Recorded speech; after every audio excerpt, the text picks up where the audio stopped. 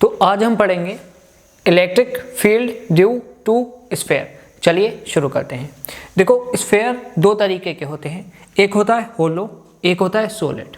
होलो sphere को ही shell कहते हैं, ठीक है। अब होलो भी दो तरीके के होते हैं, एक होता है कंडक्टिंग, एक होता है नॉन कंडक्टिंग। सॉलिड भी दो तरीके के होते हैं, एक होता है कंडक्टिंग, एक होता है नॉन कंडक्टिंग। तो स्फीयर चार तरीके के हो गए, एक कंडक्टिंग होलो स्फीयर, एक नॉन कंडक्टिंग होलो स्फीयर, एक कंडक्टिंग सॉलिड स्फीयर, एक नॉन कंडक्टिंग सॉलिड स्फीयर। जिस तरह से सिलेंडर भी हमने चार तरीके के पढ़े थे, उसी तरह से स्फीयर भी चार तरीके के हो गए, ठीक है। अब एक बात और ध्यान रखना, होलो कंडक्टिंग हो या नॉन कंडक्टिंग हो ये, और सॉलिड कंडक्टिंग ये, इन तीनों की प्रॉपर्टीज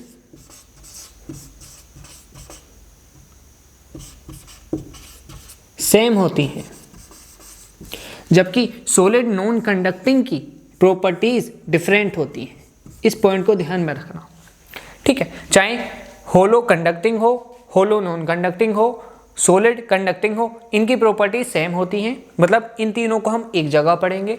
और सॉलिड नॉन कंडक्टिंग स्फीयर को प्रॉपर्टीज डिफरेंट होती हैं इन तीनों से, तो सॉलिड नॉन कंडक्टिंग को हम अलग पढ़ेंगे, ठीक है। चलिए,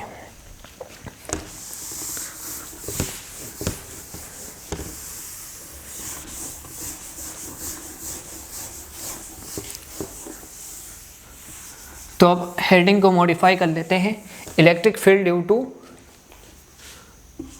होलो कंडक्टिंग स्लैश नॉन कंडक्टिंग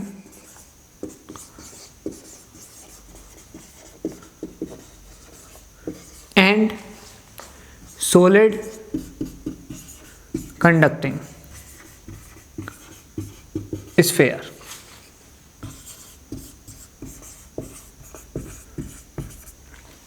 मैंने बताया था होलो कंडक्टिंग हो, नॉन कंडक्टिंग हो और सॉलिड कंडक्टिंग हो, इन तीनों स्फीयर की प्रॉपर्टीज सेम होती हैं। अगर प्रॉपर्टीज सेम होंगी तो इलेक्ट्रिक फील्ड भी सेम होंगी, मतलब होलो कंडक्टिंग हो, नॉन कंडक्टिंग हो, सॉलिड कंडक्टिंग हो, इन तीनों स्फीयर की वजह से इलेक्ट्रिक फील्ड सेम होती है, ठीक है। चलिए, मान लो अब ये स्फीयर बना लेते हैं, ठीक है। स्फीयर का सेंटर को ये मान लेते हैं, इसकी रेडियस r मान लेते हैं, ठीक है। अब मान लो इस पूरे स्फीयर को हमने प्लस क्यू चार्ज डिस्ट्रीब्यूट किया। और एक बात ध्यान रखना, होलो कंडक्टिंग हो, होलो नॉन कंडक्टिंग हो, सॉलिड कंडक्टिंग हो, जब भी आप इन तीनों स्फीयर्स को चार्ज दोगे तो जो ये जो चार्ज होगा, चार्ज एट सरफेस होगा, मतलब चार्ज सरफेस पर आ जाएगा इन तीनों स्फीयर के केस में। ये बात ध्यान रखना, ठीक है। जैसे आपने इसको प्लस क्यू चार्ज दिया तो ये सरफेस पर डिस्ट्रीब्यूट हो जाएगा इस तरह से, ठीक है। अब अगर चार्ज सरफेस पर है तो हम एक क्वांटिटी को डिफाइन करेंगे जिसका नाम है सिग्मा, जो आपने सिलेंडर के केस में भी पढ़ी थी। सिलेंडर क्या होता है, सिग्मा क्या होता है, चार्ज पर यूनिट एरिया।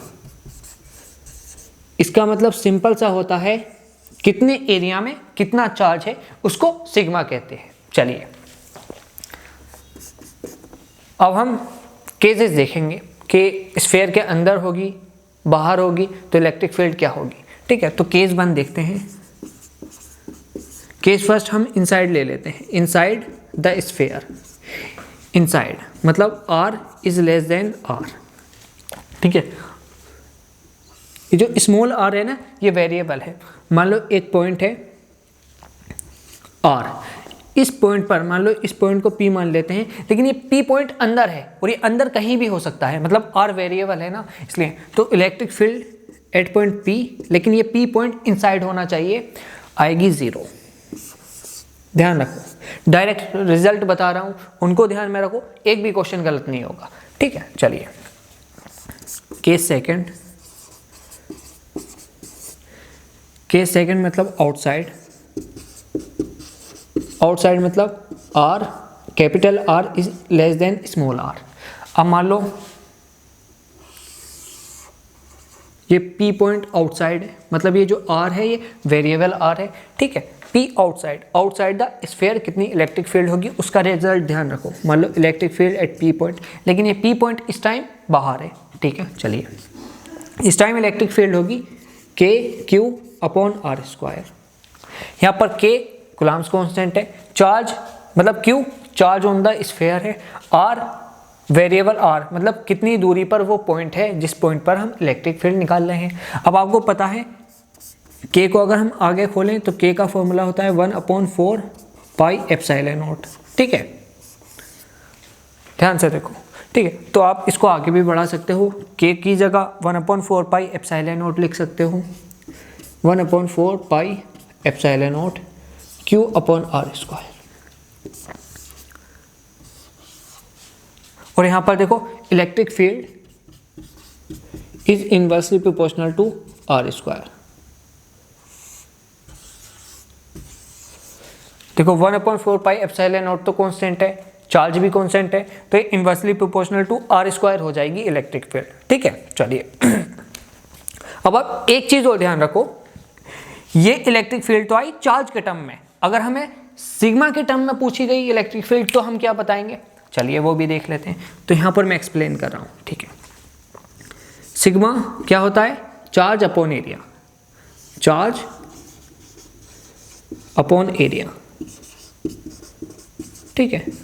अब इस स्फीयर पे कितना चार्ज दिया है हमने, प्लस Q, तो Q upon area, area of the sphere कितना होता है 4 पाई R स्क्वायर, तो ये आ गया सिग्मा, ठीक है। अब मैं इसको आगे बढ़ाता हूं, उसके लिए मुझे जगह बनानी पड़ेगी।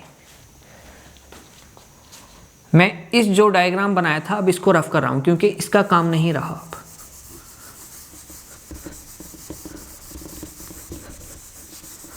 चलिए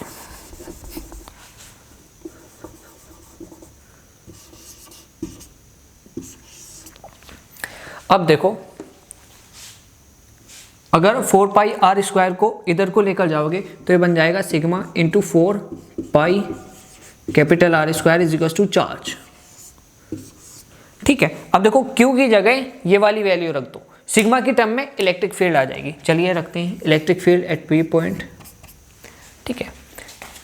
K तो K ही रहेगा, अपॉन R स्क्वायर तो R स्क्वायर ही रहेगा, लेकिन चार्ज की जगह हम ये वाली वैल्यू रख देंगे। चलिए रख दीजिए सिग्मा 4 पाई R कैपिटल R स्क्वायर, तो ये आ गई electric field in terms of sigma. देखो अगर inside the sphere electric field पूछे तो वो होगी 0, लेकिन outside the sphere electric field पूछे तो चार्ज के टर्म में वो होगी KQ अपॉन R स्क्वायर, और अगर सिग्मा के टर्म में पूछे तो ये होगी।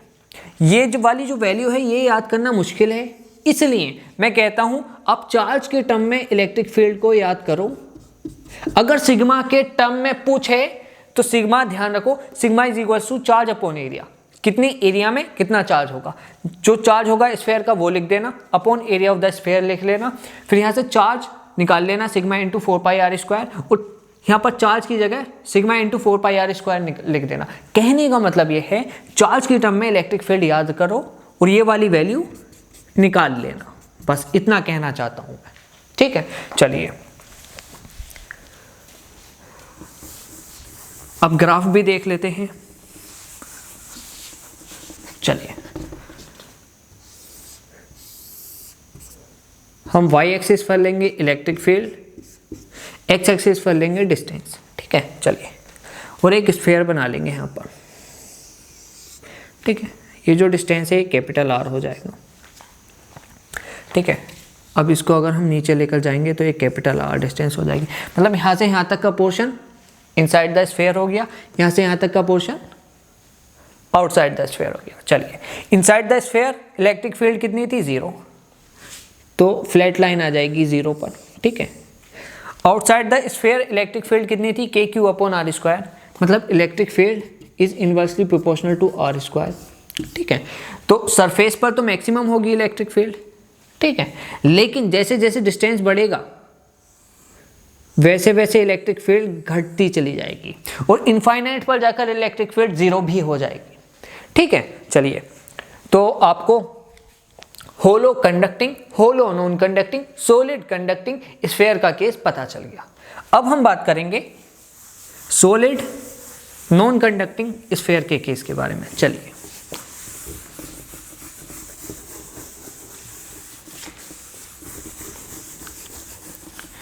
उम्मीद है आपको जो समझाया है वो समझ में आया होगा। अगर समझ में नहीं आया है कुछ तो आप कमेंट में बताइए कि ये समझ में नहीं आया, मैं उसको दोबारा भी एक्सप्लेन कर दूंगा, एक नई वीडियो बनाकर आपका डाउट थंबनेल डाल दूंगा उसमें और एक्सप्लेन कर दूंगा, आप टेंशन मत लो।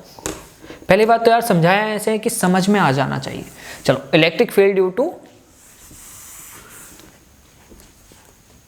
Solid non conducting sphere. चलिए,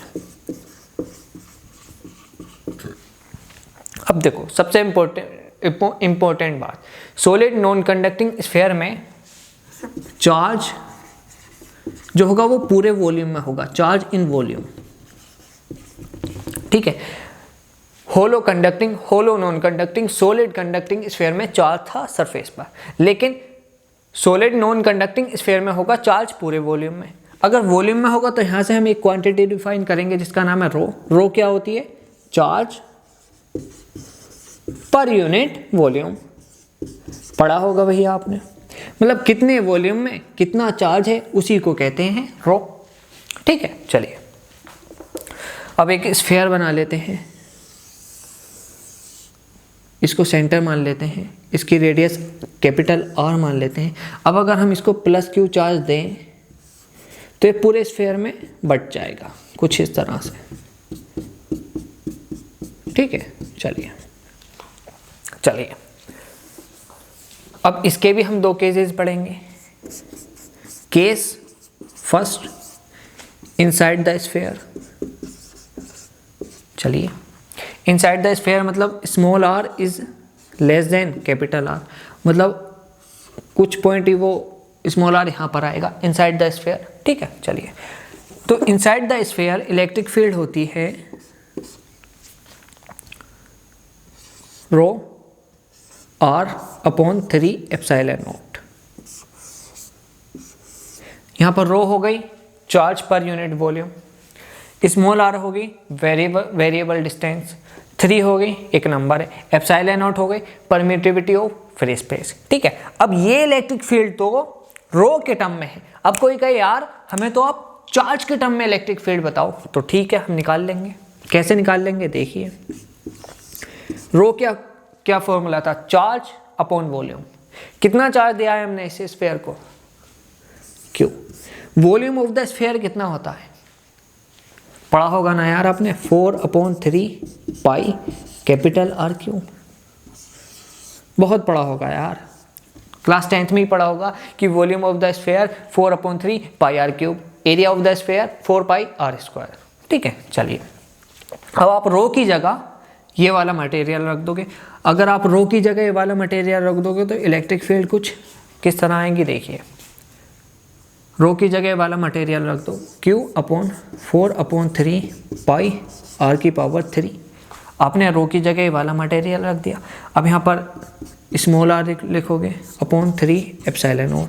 ठीक है, अब देखो यार 3 से 3 कट जाएगा तो आंसर आ जाएगा QR/4 pi capital R⁻³ upon epsilon. ठीक है,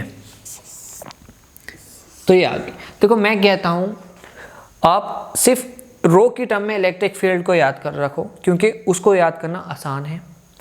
अगर आपसे रो की टर्म में चार्ज की टर्म में पूछा जाए तो आप रो का फॉर्मूला रख दोगे चार्ज अपॉन वॉल्यूम, फिर रो की वैल्यू ये वाली यहाँ पुट कर दोगे तो चार्ज की टर्म में खुद ब खुद आ जाएगा। ठीक है, फॉर्मूला ये ध्यान में रखो, ये आप निकाल लेना अगर पूछा जाए। ठीक है, चलिए अब देखो इनसाइड में रो कांस्टेंट है, 3 कांस्टेंट है, एप्सिलॉन नॉट कांस्टेंट है, तो electric field is directly proportional to small r। ठीक है, अब हम केस 2 की भी बात करेंगे। उसके लिए मैं चार्ज के टर्म में इलेक्ट्रिक फील्ड रफ कर रहा हूँ, ठीक है। चलिए केस सेकंड क्या कहेगा? केस सेकंड तो सिंपल सा है, आउटसाइड। आउटसाइड मतलब small R is greater than R, मतलब ये कुछ इस तरह से कोई बाहर पॉइंट होगा और ये स्मॉल आर होगा, ठीक है। चलिए तो बाहर इलेक्ट्रिक फील्ड होगी के क्यू अपॉन आर स्क्वायर। अब के क्या है? Coulomb's constant. चार्ज क्या है? Charge on the sphere. R क्या है? Variable distance. और के की वैल्यू अगर आप आगे रखोगे तो 1/4 pi epsilon naught Q upon R square, ठीक है। ये बात ध्यान रखना। अब अगर आपसे कोई कहे यार ये तो आपने चार्ज के टर्म में इलेक्ट्रिक फील्ड बता दी, हमें तो रो के टर्म में बताओ, तो कुछ नहीं यार, चार्ज की वैल्यू यहाँ से निकालो, मतलब यहाँ से चार्ज की वैल्यू कितनी आ जाएगी? रो इंटू 4/3 पाई आर की पावर 3, ठीक है। और चार्ज की वैल्यू को यहाँ पर पुट कर दो, रो के टर्म में आ जाएगा, ठीक है। तो आप निकाल सकते हो, जो आसान लगेगा उसको याद करो, दूसरा वाला आप निकाल लोगे ध्यान से, ठीक है। चलिए अब देखो, इसमें देखो 1/4 पाई एप्सिलॉन नॉट कांस्टेंट है, चार्ज कांस्टेंट है, तो यहाँ पर इलेक्ट्रिक फील्ड हो गई inversely proportional to 1/r square. अब हम इसका भी ग्राफ बनाएंगे। चलिए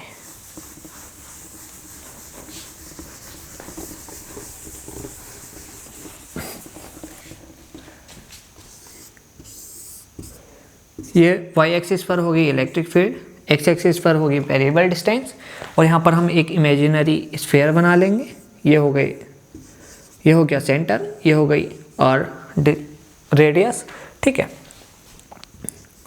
ये r डिस्टेंस हो गई, तो ये वाला इनसाइड द स्फीयर हो गया, ये वाला पोर्शन आउटसाइड द स्फीयर हो गया, ठीक है। देखो inside electric field directly proportional to r है, तो स्ट्रेट लाइन ग्राफ बनेगा।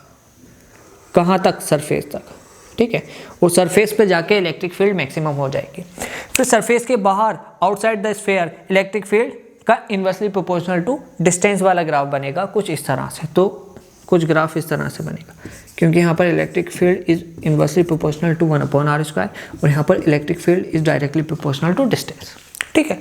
तो आज का लेक्चर में बस इतना ही पढ़ाना था, लेकिन अब मैं सारे जितना भी मैंने पढ़ाया है वो लिख देता हूँ एक बार पूरे बोर्ड पर, ताकि आपको समझ में आ जाए कि मुझे ये याद करना है और ये नहीं। चलिए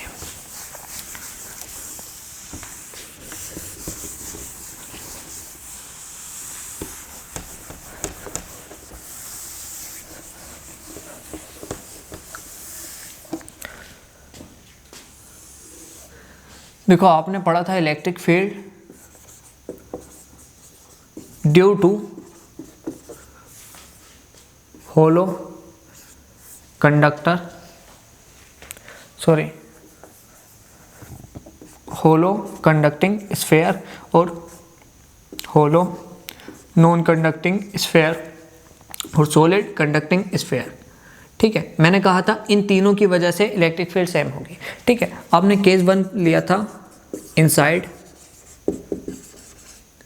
इनसाइड मतलब r is less then capital R, तो इलेक्ट्रिक फील्ड थी 0। आपको ये बात ध्यान रखनी है, ठीक है। Case second